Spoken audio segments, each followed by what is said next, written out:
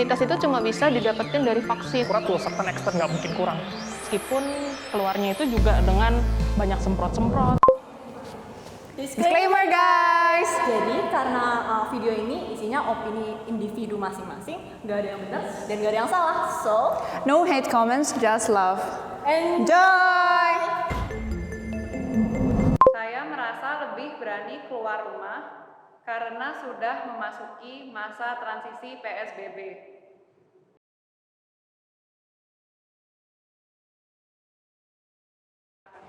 Oke, saya tidak setuju ya.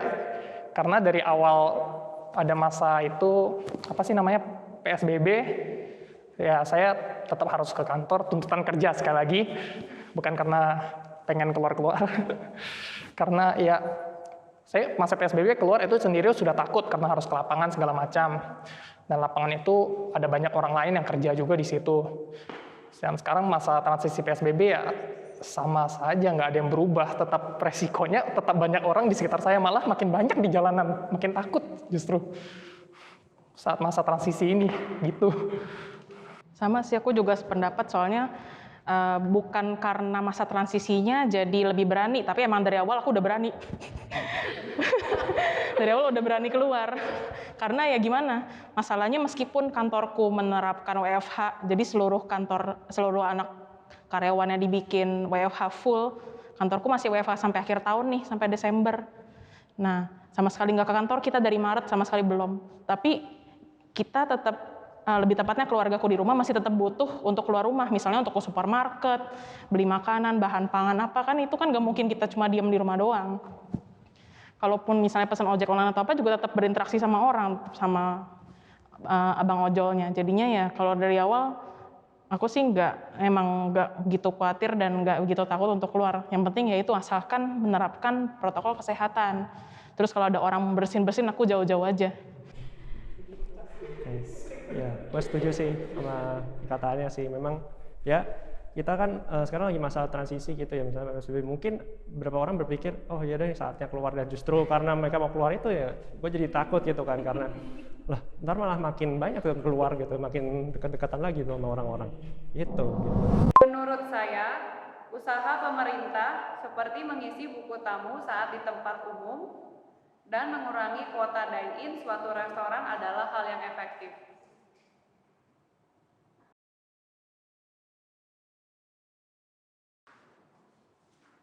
Secara teori, iya, itu adalah yang efektif. Jadi kayak memang mengurangi jumlah pengunjung di mall atau di restoran. Tapi pada prakteknya itu tidak terjadi. Banyak restoran yang kayak ya mementingkan bisnis. Jadi kayak oh memang jumlah mejanya dari luar kelihatan nih dikurangin. Tapi kalau misalnya ada customer datang, ya nggak mungkin ditolak juga. Jadi kayak ya udah disediain meja sendiri kayak gitu. Jadi pada implementasinya pun nggak tercapai tujuannya. Jadi aku netral aja sih. Menurutku juga sama aja, cuman mungkin aku tambahin itu sama dengan mengisi ada buku pengunjung itu lumayan untuk mereka bisa men-track kalau misalnya ada yang terkena dan ada yang sempat berinteraksi, itu bisa di-track juga oleh pemerintah supaya bisa jadi pasien yang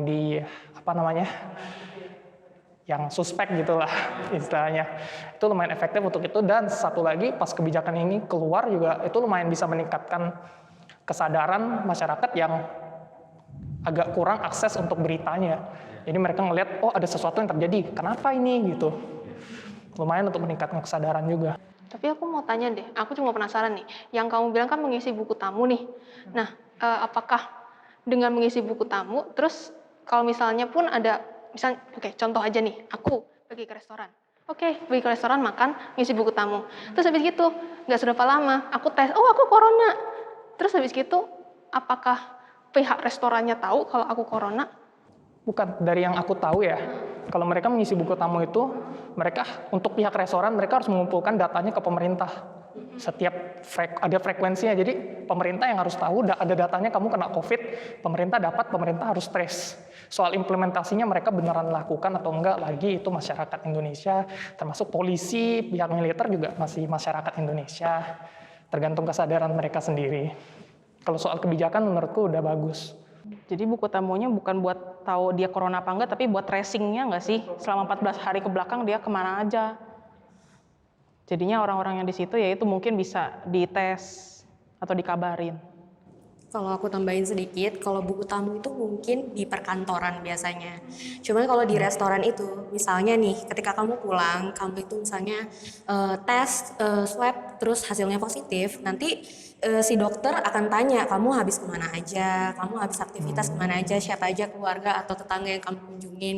Nah dari situ, seperti yang kasusnya ada di perkantoran aku, jadi ada satu orang tamu yang datang ke situ, dan ternyata dia setelah dari situ dia positif. Mungkin bukan asalnya dari restoran itu, tapi ketika dia sudah diketahui positif, langsung restoran itu ditutup. Restoran itu ditutup untuk beberapa saat, ya untuk disterilisasi dan segala macam. Kalau misalnya, menurut saya secara teori itu cukup efektif, tapi untuk di restoran-restoran yang besar, kalau di restoran kecil, mungkin masih banyak yang bahkan si pelayannya, si yang tukang masak itu tidak pakai masker.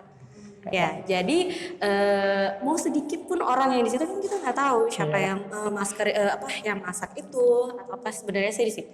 Jadi kalau secara teori seharusnya ketika diimplementasikan dengan benar protokolnya oleh restoran, mungkin itu akan sangat efektif. Jadi mungkin dari pemerintah harus lebih melihat ngecek ke setiap restoran baik besar sampai yang kecil, itu sih yang penting.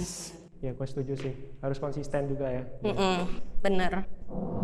Menurut saya, kebijakan PSBB itu sia-sia.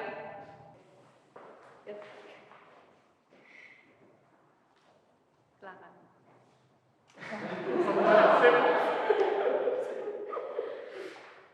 Oke, saya tidak setuju karena jelas ada yang namanya PSBB itu lumayan bisa menahan jumlah untuk perkembangannya. Itu jelas banget dari datanya kelihatan juga seperti itu. Makanya saya tidak setuju sesimpel itu. Jadi gue nggak setuju karena jumlah kendaraan umum kan juga dikurangi, terus ya ini tadi kebijakan yang lain, terus Kantoran banyak WFH gitu kan, karena ada kebijakan banyak lah. Ya, itu nggak sia-sia sih. Nggak bisa dibilang sia-sia juga karena kita nggak bisa mungkin akan tahu sia-sia atau enggak ketika misalnya nggak ada PSBB sama sekali dikeluarin semua orang dan kita lihat hasilnya apakah akan naik atau enggak gitu. Mungkin kan iya, maksudnya kalau mau ingin mengetahui apakah seberapa efektifnya itu gitu. Tapi menurut saya lumayan menekan sih. Menurut saya, pemerintah sebaiknya langsung menerapkan lockdown di Jakarta sejak corona pertama kali muncul. Silakan. Oke, kalau gue sangat tidak setuju. Mungkin lebih ke perekonomian. Oke, memang nyawa seseorang itu penting banget ya. Tapi yang satu saya yakinin, kalau sampai perekonomian Indonesia lebih parah dari sebelum ada COVID, mungkin keadaan Indonesia akan lebih riuh lagi. Jadi menurut saya ya lebih baik jangan di lockdown secara total, tapi ya PSBB yang step by step, dan yang penting implementasinya sih. Karena contohnya di India kemarin sempat lockdown dan terjadi keributan dan mungkin ada beberapa negara yang seperti itu juga. Jadi menurut saya lebih baik PSBB. Kalau misalnya saya kan punya teman, aku punya teman nih di Malaysia, dia bilang kalau waktu satu state itu lockdown, orang-orang diberitahu kayak Hamin satunya gitu kan. Malah orang-orang yang ada di state itu berusaha buat keluar dari state itu, dari yang mau diisukan lockdown. Jadinya tuh malah dia orang-orang yang ada di state itu malah menyebarkan virusnya ke state-state yang lainnya. Jadi malah lockdown itu bukannya membantu buat mengkarantina orang-orang yang di dalam, tapi malah justru menyebarkan ke daerah-daerah lainnya. Nah, ada efek yang kayak gitu. Tapi itu kenapa kalau misalnya yang aku netralnya ada efek positifnya juga untuk lockdown, karena kalau lockdown kita bisa menahan. Tapi kalau misalnya lockdown itu bisa juga fire back jadi kayak gitu. Ini dalam sisi mengontrol itunya virusnya aja sih. Tapi dari sisi perekonomian netral. Satu lagi sih nambah dikit aja. Kalau misalnya menurut saya, kalau lockdown itu di Indonesia pertama negara kepulauan, controllingnya pasti susah. Kedua, di Indonesia di lockdown paling dia nggak ke kantor tapi ketemu sama tetangga, ngumpul sama temen. Ya PSBB aja terjadi seperti itu, apalagi lockdown. Yang pasti kita lebih stres, lebih tertekan lagi. Jadi kayaknya. Kalau gue kenapa netral, gue nggak sepakat sama statement di awal yang bilang kalau ya memang pentingnya manusia tapi ekonominya enggak. Negara tuh tanpa rakyat nggak bisa disebut negara gitu. Mau gimana pun ya ekonomi bisa tumbuh tapi nyawa yang hilang nggak bisa balik lagi. Itu statement gue di awal. Tapi apa ya? Kalau gue sih ngelihatnya kenapa Bapak Jokowi tidak langsung lockdown Jakarta mungkin ya, Jakarta kayaknya pusat tuh Jakarta ya. Itu karena membiarkan orang-orang UMKM ataupun Gojek atau yang biasanya harian yang dapat duit harian itu untuk bersiap dari pulang kampung. Kalau gue sih ngerti gitu ya, dari pulang kampung, walaupun dia melewati kapal, naik kereta atau apa itu maksudnya masih bisa terdata gitu. Jadi membiarkan orang yang kerjanya pendapatannya itu harian, membiarkan mereka beristirahat di rumah dulu gitu. Kalau aku di posisi setuju mengenai lockdown itu karena pemikiranku lebih tepatnya lockdown-nya itu lockdown negara kita dari negara luar. Jadi menghentikan penerbangan masuk ke sini. Sumbernya kan dari luar, bukan dari dalam negara kita. Jadi harusnya kalau emang dari awal pemerintah nggak main-main, misalnya di lockdown dulu misalnya yaitu sebulan nggak ada penerbangan, cuman di dalam negeri kita tetap normal, ekonomi tetap berjalan. Jadi kalau aku lebih mikirnya sih harusnya di lockdown-nya ya lockdown lalu lintas ke luar negeri. Karena sumbernya dari luar negeri. Sumbernya justru orang-orang yang pada mungkin orang-orang yang punya duit yang berlibur ke luar negeri atau mungkin bisa juga tenaga kerja, pokoknya orang ada kepentingan ke luar negeri itu yang bawa masuk virusnya ke sini dan jadi nyebar di sini. Kalau dari awal di lockdown di situ harusnya nggak bakal separah ini. Kalau menurutku sih begitu. Kalau menurutku juga sama aja, walaupun lockdown luar negeri kan pasti ada mahasiswa Indonesia yang lagi bermigrasi ke sana untuk belajar, pasti namanya merantau ya. Merantau untuk belajar walaupun terkesan kejam gitu, kayak kita lockdown, mereka nggak boleh masuk lagi. Itu kan setidaknya sampai kita bisa mengetahui kalau supaya di Indonesia itu aman, karena daerah-daerah kalau udah masuk itu seperti lagi susah untuk dites. Yang kita bisa tahan itu yang dari luar masuk ke dalam, walaupun kayak banyak kan di luar, setidaknya mereka bisa gitu bertahan di luar untuk mereka bisa mengikuti polisi atau yang di negara-negara situ kan pasti mereka juga ada itu kebijakan-kebijakan pemerintah di sana untuk menangkalnya gimana. Mereka masih bisa selamat di sana kayak pekerja imigran gitu, yang teman sini yang di luar negeri itu masih bisa survive gitu, supaya setidaknya di Indonesia itu aman, nggak tersebar lebih banyak lagi. Istilahnya kayak save the life of the many. Iya, begitu sih. Kayaknya soalnya kalau kita juga menghentikan lalu lintas mancanegara juga kan ekonomi dalam kan juga nggak mati. Terus lagi pula minimal kita lockdownnya bisa sampai nunggu misalnya tersedia alat-alat untuk ngetes setiap orang yang masuk. Gitu. Dan jadinya itu bakalan bisa lebih kedetek dan bisa lebih datanya lebih akurat dibanding sekarang. Kalau sekarang kan swab testnya kayaknya random gitu ya, dipilih orang-orang yang dicurigai gitu. Kalau dari awal dilakukan lockdown lebih bisa terkontrol dari awal gitu. Betul, menurutku itu sekarang buy us a time untuk bisa melakukan yang lebih efektif lagi. Saya optimis dengan vaksin yang akan disediakan pemerintah dapat menurunkan angka kasus COVID-19.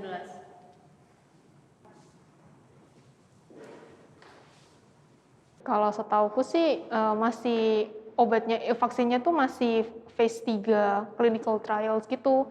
Jadi untuk benar-benar berdampak pada masyarakat luas itu sebenarnya kita masih belum tahu karena hasil studinya pun belum dipublish kayak gitu. Jadi aku netral karena aku nggak tahu. Kalau saya sih optimis aja. Walaupun sebenarnya kan vaksin itu ada banyak dari beberapa negara juga mengeluarkan. Terutama dari Cina itu kayak ada Sinovac atau apa. Dari Indonesia sebenarnya udah beli berapa ratus juta untuk persiapan kita. tetap optimis karena memang vaksin itu ya seperti kayak flu burung, flu babi itu kan semua juga karena ada vaksinnya makanya dia jadi lebih menekan. Sebenarnya flu burung, flu babi itu kan masih ada, cuman kan lebih tidak separah dulu lagi. Nah jadi ya saya masih optimis sih itu akan menekan. Tapi kapannya itu yang nggak tahu. Saya bersedia untuk divaksin jika vaksin COVID-19 sudah tersedia.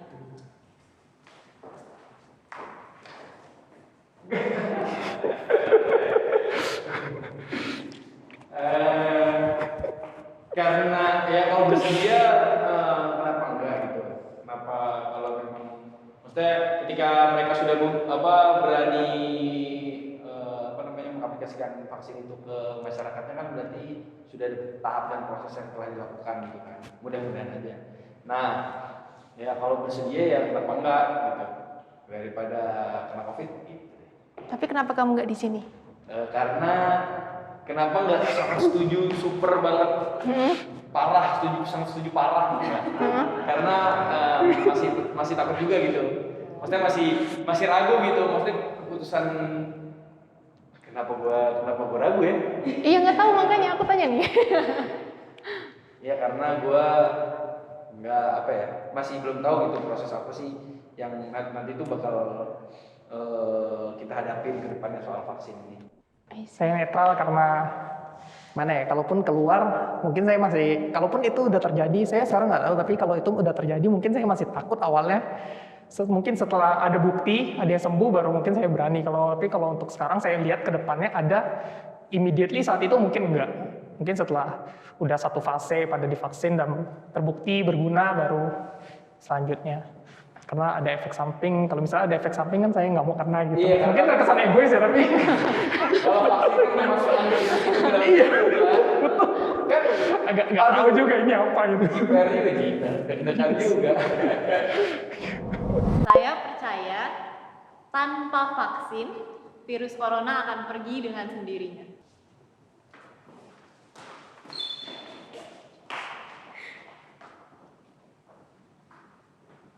Karena virus corona tidak kasat mata, walaupun bukan tangan, walaupun bukan,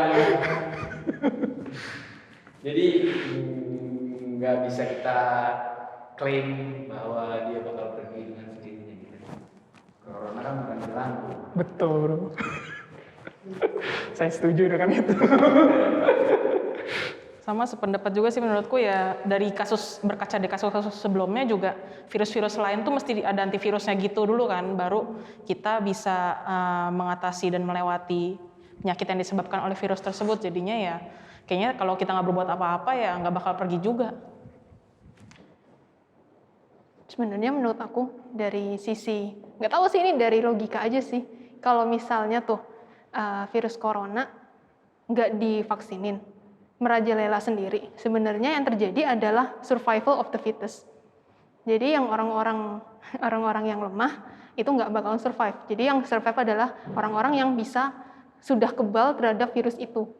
Jadi sebenarnya kalau misalnya orang-orang sudah mati semua nih yang lemah, tinggal yang kuat yang hidup, ya corona bakalan pergi. Bukan pergi sih, dalam arti kita bisa mengalahkan corona karena kita sudah kebal. Itu dalam sisi logika, tapi kan berarti kita mengorbankan banyak nyawa orang lemah. Genosida, benar.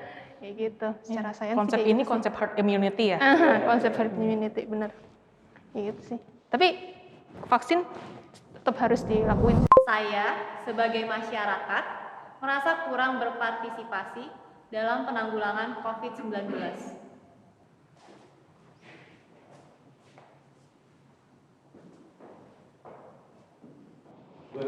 Okay. Jadi gue mau cerita, jadi waktu COVID awal-awal ada di Indonesia tuh banyak banget rumah sakit atau lembaga yang buka rekrutmen lah, buka rekrutmen mau jadi ada sopir ambulans dan lain-lain dan macam-macam. Karena gue bukan bidangnya, mungkin gue nggak ada di belum paham protokol dan lain-lain ada di bidangnya. Jadi pengen berkontribusi banyak gitu kan. Tapi apa daya yang bisa gue lakukan cuman menjaga diri sendiri dan sekitar aja dengan menaati kebijakan yang ada itu aja sih. Aku merasa kurang soalnya saat ini tuh masih WFO kan, masih masuk terus nih kantor. Jadi gimana ya, kayak kalau misalnya pun aku terjangkit corona, bisa aja aku menularkan ke sekitarku, orang-orang kerja kayak gitu. Jadi merasa kurang berpartisipasi sih dalam penanggulangan corona. Oke, kalau gue sih ngerasa nggak setuju dengan pernyataannya tadi sih, kayak ya sebenarnya nggak harus hal besar sih untuk berpartisipasi, ya cukup dengan ya kayak gue mencoba untuk work from home dan weekend gue juga kayak berusaha kayak di rumah aja gitu, kayak menahan diri untuk keluar itu juga menurut gue udah sebuah tindakan kecil untuk berpartisipasi sih untuk penanggulangan itu sendiri. Saya tahu tentang protokol kesehatan dan saya orang yang mematuhi protokol kesehatan.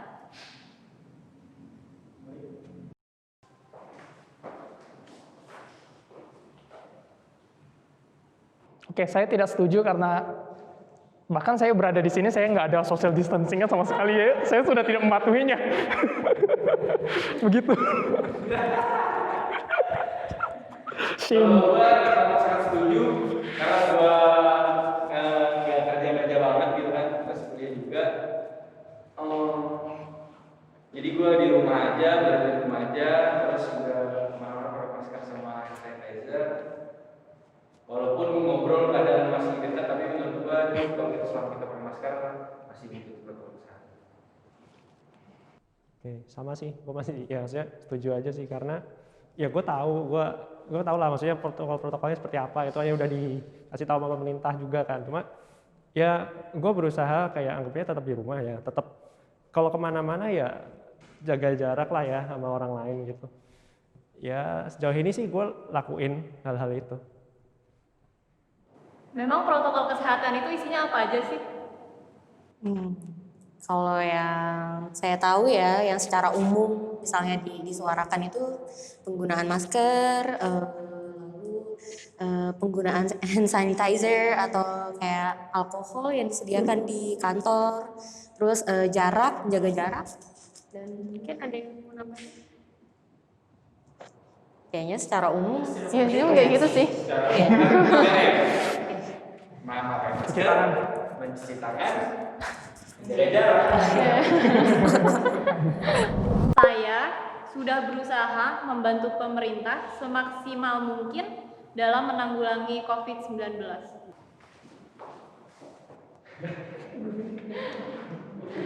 Oke, saya setuju karena statementnya semaksimal mungkin. Semaksimal saya sudah merasa saya sudah melakukannya. Contohnya saya udah cuci tangan rajin di kantor supaya lebih bersih gitu. Sebelum duduk kadang gua udah hand sanitizer, kursinya segala juga. Segala. Pas dari proyek ke kantor juga saya udah membersihkan diri saya dulu sebelum sebelum ke meja saya di kantor itu. Saya nggak setuju, soalnya harusnya tuh kan seharusnya kita tuh sama sekali nggak keluar rumah. Maka kayak sekolah aja dihentikan, sekolah online, kerja juga harusnya dihentikan jadi kayak work from home. Tapi here I am yang harusnya benar-benar stay benar-benar di rumah. Kalau nggak untuk urusan penting, tapi aku di sini. Walaupun tetap mematuhi protokol kesehatan, pakai masker segala macam, tapi still kayak I shouldn't have been here. Oke, boleh saya tambahin? Saya merasa di sini termasuk saya udah berusaha semaksimal mungkin karena menurut saya ini sendiri membuat video ini luas gitu udah bisa mampu untuk meningkatkan kesadaran masyarakat gitu. That's why I'm here. Melindungi diri.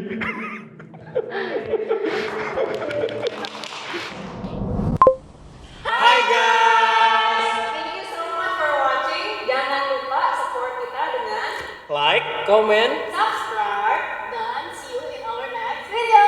Bye!